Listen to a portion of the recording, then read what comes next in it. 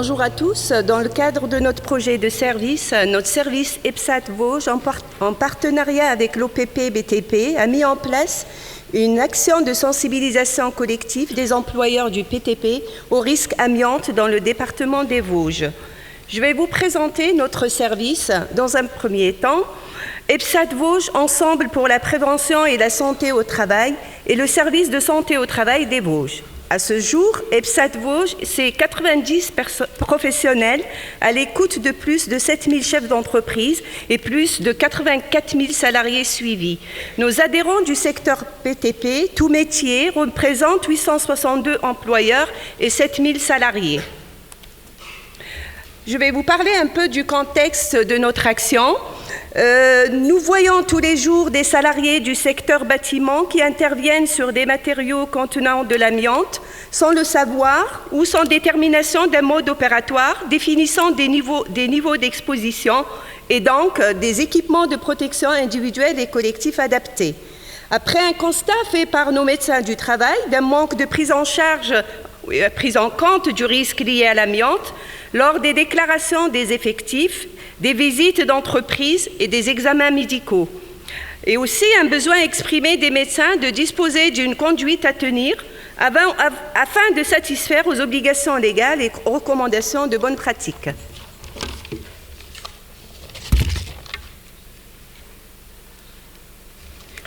Suite à ce constat et dans le cadre de notre projet de service, nous avons constitué un groupe de travail. Vous voyez, il n'est pas très conséquent, il y a 4 personnes. Un ingénieur en chimie, un autre ingénieur en chimie qui est là, que je salue, un médecin du travail, moi-même, notre chargé de communication et un ingénieur prévention OPP BTP. Ce partenariat nous a beaucoup apporté, surtout sur le plan technique et réglementaire.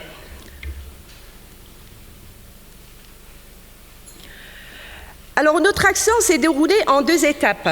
La première étape, c'était une formation interne EPSAT en janvier 2015 qui avait comme objectif la montée en compétences de l'équipe pluridisciplinaire et que je ne vais pas vous détailler aujourd'hui. Je vais me consacrer sur la deuxième étape qui est l'organisation des réunions d'information sur le risque amiante à destination des employeurs du BTP sur tout le département. L'objectif de ces réunions d'information, c'est d'accroître la connaissance et la prise de conscience du risque amiante en rappelant les dangers pour la santé, les matériaux pouvant contenir de l'amiante, les mesures de prévention et la mise en conformité par rapport à la réglementation.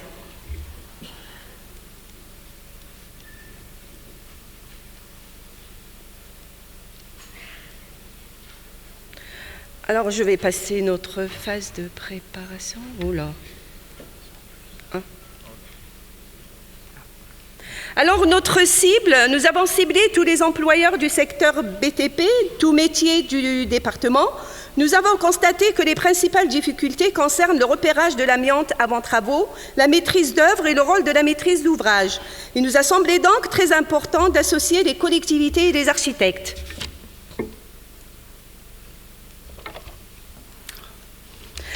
Pour la mise en œuvre de notre action, je vais parler rapidement. Nous avons élaboré de multiples outils, bien sûr, comme toute action. Un rétro-planning est réalisé pour le suivi de chaque réunion. Il permet de planifier toutes les tâches avec leur échéance, les personnes en charge et leur état d'avancement. Il permet aussi à l'équipe de s'organiser. Alors, pour chaque sensibilisation, une invitation avec un coupon-réponse ainsi qu'une lettre d'accompagnement est envoyée aux entreprises ciblées. Les invitations sont envoyées 1 mois avant l'événement et laissent aux adhérents un délai de 10 jours pour l'envoi de leur retour. Cette invitation est suivie d'une relance téléphonique. Alors, pour sensibiliser un maximum d'adhérents, EPSAT a fait une sensibilisation à l'interne des assistantes ou une formation téléphonique. Cette formation à destination des secrétaires et des assistantes en santé au travail du secteur concerné, parce que nous avons procédé par secteur. La formation concerne l'argumentaire téléphonique avec un guide d'entretien qui présente les différentes situations et les scénarios possibles. Des sketchs sont mis en place pour s'entraîner sur tout ça et cette formation a été animée par notre chargé de communication. Plusieurs objectifs à cette formation interne, c'est connaître les arguments clés pour répondre aux interrogations et aux objections des adhérents, anticiper et faire face aux différentes situations, maîtriser le discours, et il y avait plein d'autres objectifs. Je vais vous montrer un petit peu l'impact de ces relances téléphoniques. Sur le graphique est présenté en bleu le nombre de retours positifs suite au retour des coupes en réponse, et à droite en vert les retours suite aux relances téléphoniques. Il est donc évident que les relances vont être un critère de réussite pour nos futures réunions. On regroupe également tous les retours et les différents motifs de refus dans un tableau. L'objectif est de prendre en compte ces retours pour adapter les futures réunions, comme par exemple changer les horaires, les périodes de l'année et tout autre retour. Le déroulement de notre réunion de sensibilisation.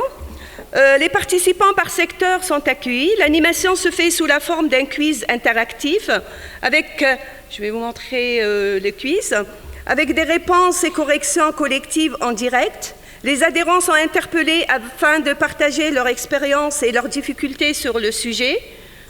Je vais faire défiler les différents quiz. Je ne vais pas vous faire défiler les 70 diapos de notre quiz.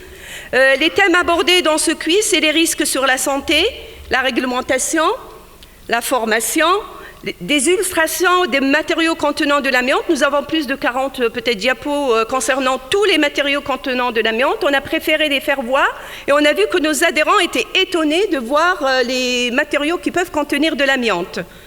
Et puis des modèles de documents, un mode opératoire, une notice de poste, une fiche d'exposition. Après cette animation et débat et échange, à la fin, il y a un cocktail qui suit, bien sûr, et qui permet d'autres échanges entre les employeurs et les équipes en santé au travail. Et à la fin, on a une mise à disposition de tous les documents présentés sur le quiz. Aujourd'hui, nous avons déjà sensibilisé 3 secteurs géographiques. En octobre 2015, en mars 2016 et l'autre en juin 2016. Il est intéressant de regarder la typologie des entreprises ciblées. On va remarquer que plus de la moitié sont de très petites entreprises inférieures à 5 salariés et ce sont également celles-ci qui se déplacent aux réunions.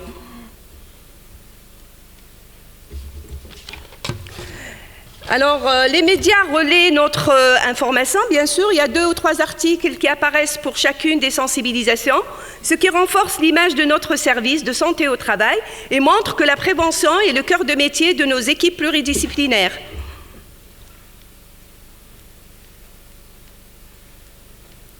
À la fin de chaque sensibilisation est distribué un questionnaire de satisfaction. Alors, on va voir sur cette diapo que 67% des participants sont tout à fait satisfaits de cette formation, 54% ont acquis de nouvelles connaissances, 47% vont certainement apporter des changements dans leur entreprise par la mise en place de formations, de documents, et on recueille aussi les besoins de nos adhérents et les difficultés rencontrées. On fait aussi une communication à l'interne. Chez EPSAT, on communique beaucoup à l'interne. On envoie une information avant et après l'événement.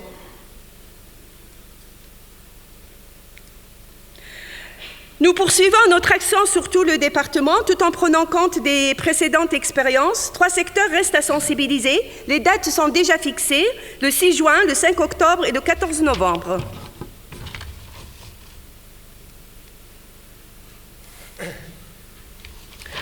Alors là, notre groupe de travail s'est associé au groupe Apprentis pour mettre en place une opération de sensibilisation aux risques professionnels du BTP à destination des apprentis d'un CFA. Nous avons considéré que c'était important de sensibiliser les jeunes dès leur apprentissage avant qu'ils puissent identifier les risques et apprendre à les prévenir. Alors, 3 journées ont été organisées au cours du mois de mai et ont permis de sensibiliser près de 300 apprentis. Le support de sensibilisation comprend, en plus de tous les risques rencontrés dans le BTP, une partie sur le risque amiante. Je vais vous expliquer, mais rapidement, ce n'est pas notre sujet. Le concept de sensibilisation des apprentis, ça c'est notre équipe pluridisciplinaire de jeunes infirmières qui ont fait ce concept qui est très innovant pour ces sensibilisations. C'est des QR codes, c'est des applications qui donnent accès à des quiz pour que chaque apprenti puisse y répondre depuis son smartphone. On a trouvé que c'était ludique, cette sensibilisation, elle permet une vraie participation des jeunes apprentis. Pour chacun des quiz, l'infirmier en santé au travail accède en direct aux résultats et peut ensuite orienter son information en fonction des thèmes acquis par les participants, et l'apprenti accède à son propre résultat. Je vais finir par une conclusion. Nous poursuivons notre action avec principalement le recueil des difficultés rencontrées par les entreprises sur le problème amiante, afin de mettre en place des actions complémentaires adaptées à la réalité du terrain. Une grande difficulté, c'est l'existence de règles complexes insuffisamment mises en œuvre en matière de protection des salariés. Nous souhaitons continuer à travailler ensemble, en équipe pluridisciplinaire, en partenariat, pour trouver des solutions opérationnelles aux problèmes concrets que rencontrent nos salariés et leurs employeurs sur le terrain. Je vous remercie pour votre attention.